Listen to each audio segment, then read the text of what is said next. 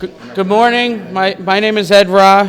I'm the ranking member of the Assembly Codes Committee, and I'm here with many of my colleagues from the Assembly Republican Conference to talk about an issue that has been ongoing throughout this legislative session, but as we get to the waning days of session, we feel is not getting anywhere near the attention it needs to get, particularly in our chamber, and that's criminal justice reform and bail reform, and in particular the changes that were made in this past adopted state budget that as the weeks and months have gone by, we've heard from far too many people, be they people in law enforcement, prosecutors, people in the general public that are concerned that come January 1st, when these provisions go into effect, it's going to have a very negative impact on public safety in our state. I'm happy to be joined today by my colleague Tony Palumbo, who's the ranking member on the Judiciary Committee, Tony Jordan, who's the Washington County District Attorney, and Dale Driscoll, who is a mother and grandmother of a murder victim and is no stranger to the halls of our Capitol, who has been a longtime advocate for Brittany's Law. And I thank them all for being here, and you're going to be hearing from them in a few minutes. But I just want to start off by saying this. In the aftermath of the adoption of the budget, and this budget went like so many before it, we were discussing serious policy issues in the middle of the night. We were discussing bail reform on the floor, I think between 2:15 and 5:15 in the morning. And many of these issues we're talking about today, we talked about that night. We talked about drug offenses that suddenly in January would not be eligible for bail. We talked about removing judicial discretion to look at whether an offender posed a threat to our communities. And instead, we took out that discretion, and in so many instances, those prosecutors are going to have to just allow those defendants to be released without any consideration to what threat they might pose to our community. And I, along with the other members of the Codes Committee, introduced a bill in April specifically on the A felonies that are in the penal law for narcotics offenses, for sale and possession of narcotics, that prosecutors told us they charge on a regular basis and would no longer be eligible for bail and would really hamper their efforts to prosecute drug crimes. So we're here today to call on the Assembly majority and really both houses of the legislature to make these changes now before we leave for the summer and before these changes go into effect in January, at which point it's going to A, get harder to change them, and B, we're already going to be threatening the public safety in our state. So I'm going to turn it over to my colleague, Assemblyman Tony Palumbo. Thank you, Ed. And just to build upon many of these comments made by Mr. Ra, that we're here because it seems as though this House particularly loses sight of the victims when they think about criminal justice reform. There needs to be a balance there. And so when we propose these common sense fixes, I'm just going to talk about some of the specifics and not get in the weeds too far. But when we think about the bail reform statute, this was debated, and I debated this on the floor, of course, during the budget. And it has an exclusive and limited list of exceptions to these bail statutes where there are rare occasions where judges will have discretion to ultimately set cash bail, and that's quite significant. And most violent felonies are exempted. However, among many others, the drug sales, as mentioned by Ed. Criminal sale of a controlled substance in the first degree, a Class A1 felony, is exempt. So if someone sells enough fentanyl to kill the entire city of Albany with an overdose, they must, not may, must be released under this current statute. Several other crimes that are not necessarily characterized as violent are also exempt, but they do have a violent element to them. For example, robbery in the third degree, forcibly stealing from someone.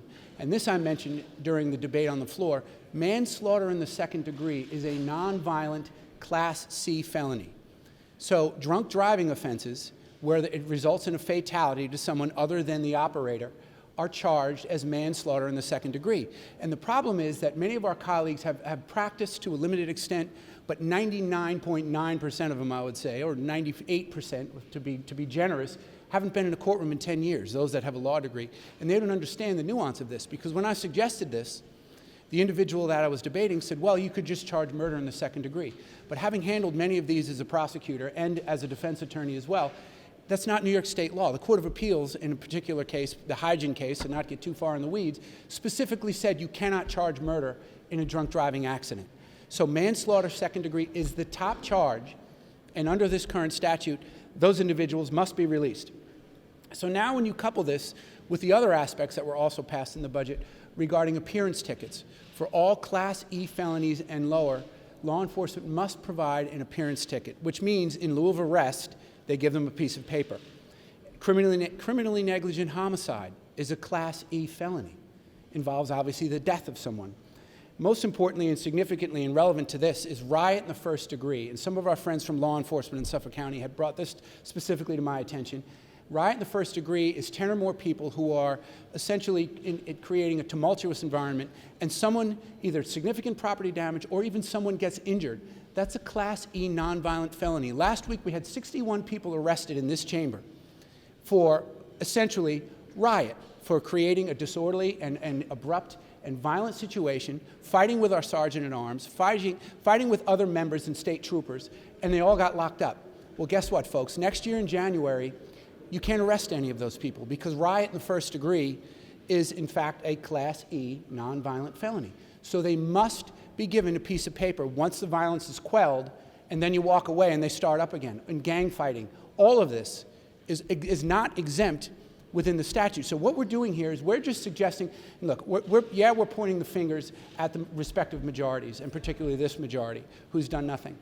But we don't really want, that's not really the point of this press conference. We're here to point out the deficiencies in this law and really reasonable and common sense changes. This is not a difficult lift. This is not a heavy lift. There already are exceptions within these statutes that are listed.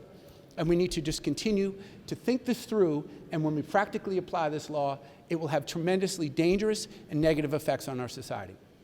So, I will now introduce an actual prosecutor, not a former one like myself, Mr. Tony Jordan, the District Attorney in Washington County. Thank you, Tony. Thank you, Assemblyman. I really would like to thank Assemblyman Rah, Leader Kolb, and all of their colleagues for including me today on behalf of both Washington County, but more importantly, the District Attorneys Association. Some of the stuff has already been touched on, but for the past couple of years, we in the DA's Association have been strong supporters of right and smart changes to our criminal justice and criminal law and public safety statutes. What occurred in the budget, though, really created a seismic shift in how things are going to be conducted in New York, and really will have a significant and negative impact on public safety. I'm only going to touch on, I think, 3 issues. A lot of them have already been discussed. One, the greatest public health risk and challenge our country has faced in decades is the opiate crisis.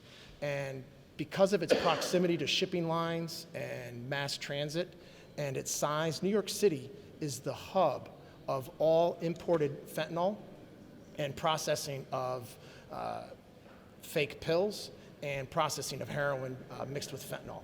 With this new law, as was already touched on with this passage, anyone arrested, any of our cartel kingpins that are arrested will be released automatically. These are well-funded, multi-million-dollar operations where those processors that are arrested will simply be returned to where they originated and be replaced with new dealers and new processors. These are people that are running million-bag-a-day operations, processing millions of fake OxyContin pills. That active ingredient is fentanyl, and as the Assemblyman indicated, will contribute to the continued death of countless of thousands of people. That makes no sense.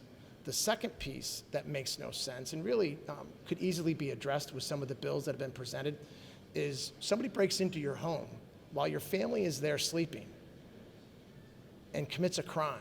There is no greater non-contact personal affront to safety than that. That person, by this bill, will be released.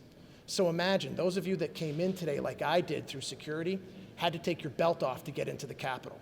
But if someone breaks into your home on January 1st and is caught, will be released.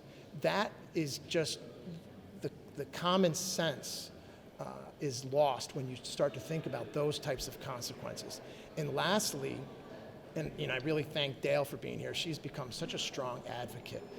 Many states, the current narrative is to push that cash bail is horrible. And many states are doing that. They're looking at that. But none of them have done what New York has done, which is take away the ability of our judges to factor in dangerousness when considering whether or not to release someone. And just because a crime isn't a violent crime doesn't mean that the perpetrator isn't a great and significant danger to the public. And those changes that are being advocated on behalf of the conference today and really need to be addressed before the session ends are critical to the safety of all New Yorkers, our visitors, and really to try to help prevent the tragedies that have befallen Dale and her family and many others. So again, thank you for letting me be a part of this important day. Thank you, Tony. Thank you very much, Tony. Very appreciative to have our former colleague here who continues to do great work in Washington County. The last speaker I want to bring up, like I said, is no stranger to the halls of the Capitol because she has been a tireless advocate since, having been the victim and the mother and grandmother of a murder victim for Brittany's Law.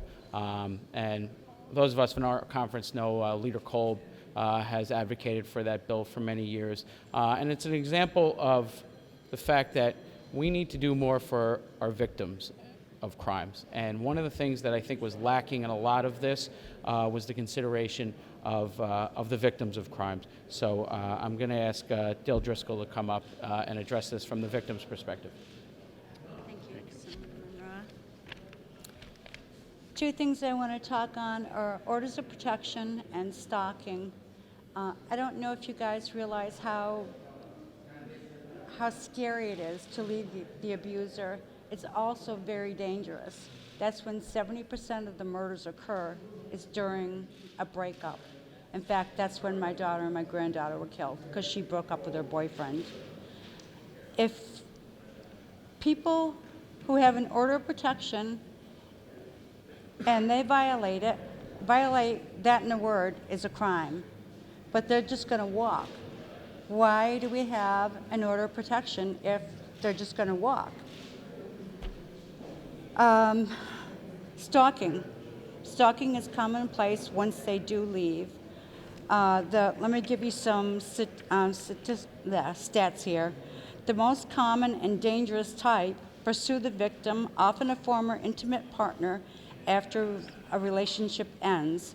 They often acknowledge a complex and volatile mix of desire for reconciliation and revenge. These stalkers likely have a history of criminal assault. According to the National Coalition Against Domestic Violence, 70% of women murdered by an intimate partner were stalked first. 85% who survived murder attempts were stalked. An additional 89% of femicide victims who had been physically assaulted before their murder were stalked 1 year prior to the murder.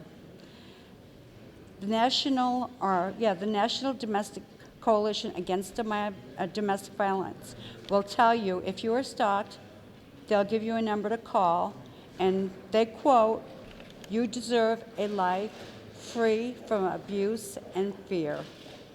Now, everyone is so concerned about listening to the coalition because they're the professionals. This is what the professionals are saying.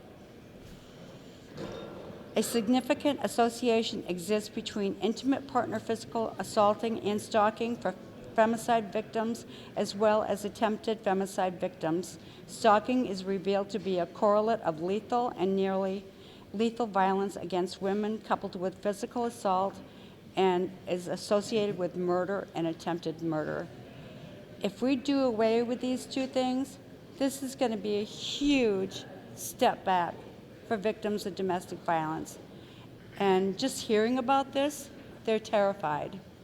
And they were begging me, please go and speak up for us. And of course, there are some that I have to because they're no longer here. Thank you, Dale.